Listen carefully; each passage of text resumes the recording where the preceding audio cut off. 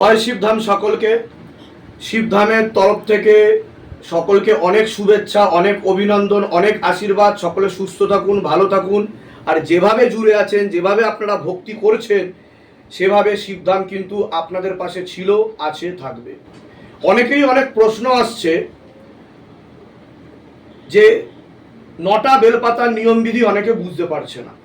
এবার আমি বলে রাখি, 9টা বেলপাতার নিয়মবিধির সাথে যে জিনিসগুলো বাধ্যতামূলক, সেটা হচ্ছে সবার আগে হচ্ছে বাবার মাথায় জল ঢেলে খাওয়ানো।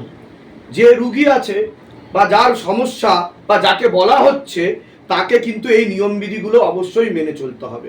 বাবার মাথায় জল ঢেলে খাওয়ানো মানে আপনার যে প্রতিষ্ঠিত শিবলিঙ্গ আছে, সেই শিবলিঙ্গে জলাভিষেক করতে হবে আপনাকে।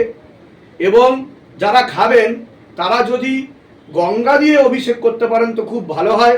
আর কারোর যদি আপত্তি থাকে বা সমস্যা থাকে বা না চান, তাহলে কিন্তু আপনারা শুদ্ধ পানীয় জল বা মিনারেল ওয়াটার দিয়েও আপনারা করতে পারেন।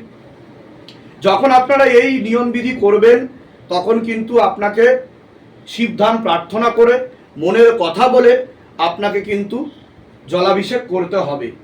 এবং কমপক্ষে 40 মিনিট আপনাকে সেটা রেখে দিতে হবে, সঙ্গে সঙ্গে তুলে নেবেন না। এই যে জলাভিষেক করা হচ্ছে, সেটাকে আপনাকে পান করতে হবে সম্পূর্ণ। তারপরে বাবার মাথায় আপনি 9টা বেলপাতা, নিখুঁত বেলপাতা, খেয়াল রাখবেন 9টা বেলপাতা যেন ছেঁড়া না হয়, ফাটা না হয়, কাটা না হয়। তো এরূপ 9টা বেলপাতা কিন্তু আপনাকে চড়াতে হবে, সমর্পণ করতে হবে। এবং শিবধাম প্রার্থনা করে মনের কথা বলে আপনার যে সমস্যা, সেই সমস্যার কথা বলে যাতে আপনি দ্রুত সমাধান পান, তার উদ্দেশ্যে কিন্তু আপনাকে প্রতিনিয়ত এই কাজগুলো করে যেতে হবে। আপনি 9টা বেলপাতার নিয়মবিধি করার পরে যদি খুব তাড়া থাকে, কমপক্ষে কিন্তু 40 মিনিট সকলকেই রাখতে হবে।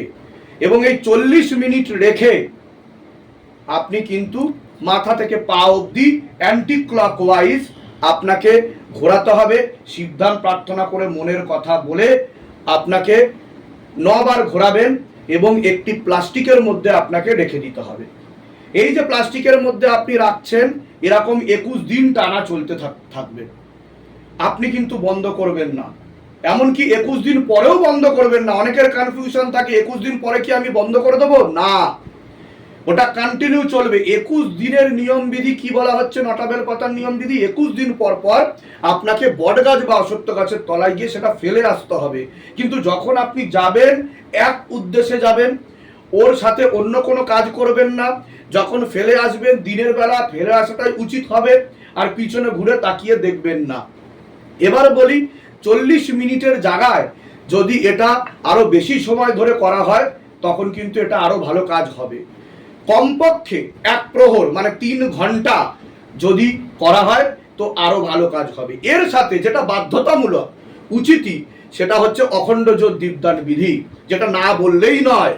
অখণ্ড জ্যোত দীপদান বিধি কিন্তু আমাদের যে শিবধামের নিয়মবিধি আছে, সন্ধ্যে 6টা থেকে 7টা সময় করতে হয়।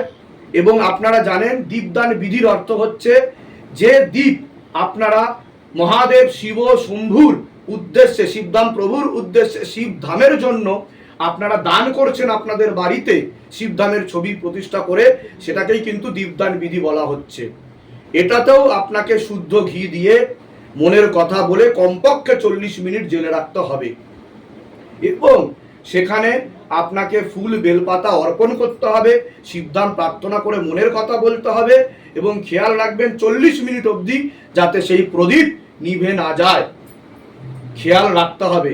40 মিনিট পর, কমপক্ষে 40 মিনিট পর জ্বলন্ত অবস্থায় সেখান থেকে ঘি নিয়ে আপনার যে প্রভাবিত জায়গা আছে সেখানে আপনি লাগাতে পারেন। তবে সেক্ষেত্রে খেয়াল রাখতে হবে ঘি যেন মাটিতে না পড়ে আর পায়ে যেন না লাগে। এরূপ যদি আপনি করেন, যে কোনো প্রকারের সমস্যা, সেটা ভৌতিক সমস্যা হোক কিংবা শিবধামের তরফ থেকে আদেশ দেওয়া হচ্ছে আপনারা শিবধামে আসতে পারছেন না, দীর্ঘদিন ধরে সমস্যায় ভুগছেন, ক্যান্সার রোগে আক্রান্ত, প্যারালাইসিস রোগ, মানসিক শারীরিক সমস্যা, সব দিক দিয়ে কিন্তু আপনাদের মুক্তি ঘটবেই ঘটবে।